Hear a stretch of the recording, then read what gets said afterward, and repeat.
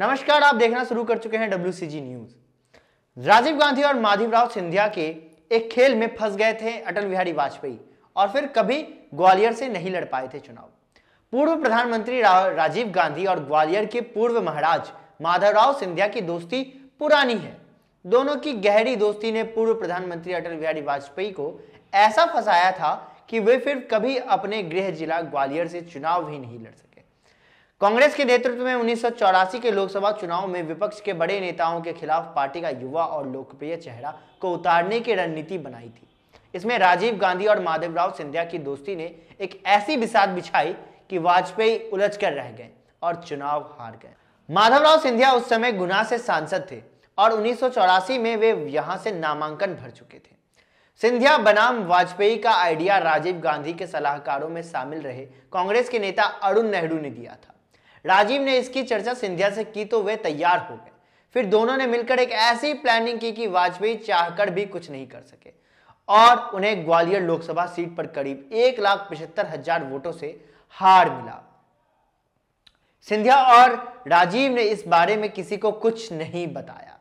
यह विचार सिंधिया ने ही दिया था कि ग्वालियर से उन्हें चुनाव लड़ने की बात पूरी तरह से गोपनीय रखी जाए। सिंधिया ने राजीव को बताया था कि वाजपेयी को भनक लग गई तो वो दूसरे क्षेत्र में चले जाएंगे, किसी को संदेह नहीं हो। इसीलिए कांग्रेस ने ग्वालियर से एक डमी उम्मीदवार की घोषणा भी कर दी थी। नामांकन की आखिरी तिथि को जब केवल 1.5 घंटे का समय था, तब सिंधिया ग्वालियर के निर्वाचन कार्यालय पहुंचे और नामांकन भर दिया। वाजपेयी के पास इतना समय भी नहीं था कि वो किसी दूसरे क्षेत्र से नामांकन कर सके।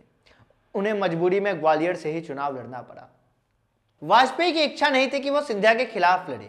उन्होंने माधवराव से पहले पूछा भी था कि वो ग्वालियर से चुनाव तो नहीं लड़ रहे हैं। सिंधिया के मना करने के बाद ही उन्होंने अपना नामांकन किया था। इधर कांग्रेस पार्टी अपनी स्ट्रैटेजी पर कायम रही थी। इसी के तहत इलाहाबाद से हेमवती नंदन बहुगुणा के खिलाफ अमिताभ बच्चन और मुंबई में राम जेठमलानी के खिलाफ सुनील दत्त को उतारा गया था। वाजपेयी यह नहीं समझ पाए थे कि राजीव और सिंधिया के खेल में वो फंसने वाले हैं। दोनों परिवारों के बीच घनिष्ठ संबंध थे। वाजपेयी के सिंधिया परिवार से पुराने संबंध थे। वाजपेयी अक्सर यहाँ चर्चा किया करते थे कि उनकी पढ़ाई में सिंधिया घराने ने काफी मदद की थी। इसके लिए उनके दिल में कृतज्ञता का भाव था। वाजपेयी के पिता भी सिंधिया परिवार से जुड़े रहे थे। राजमाता विजयराजे सिंधिया भी उनके घनिष्ठ संबंधों में से एक थी। माधवराव के खिलाफ राजमाता ने किया था प्रचार। जब चुनावी मुकाबले का विकल्प नहीं रहा तो वाजपेयी ने राजमाता से मांगी थी मदद। राजमाता सिंधिया ने अपने बेटे माधवराव के खिलाफ वाजपेयी के पक्ष में प्रचार भी किया, लेकिन जिता नहीं सकी। यह पहला मौका था जब सिंधिया परिवार की मां ने बेटे के खिलाफ प्रचार किया था। मां बेटे के बीच कटुता भी एक कारण।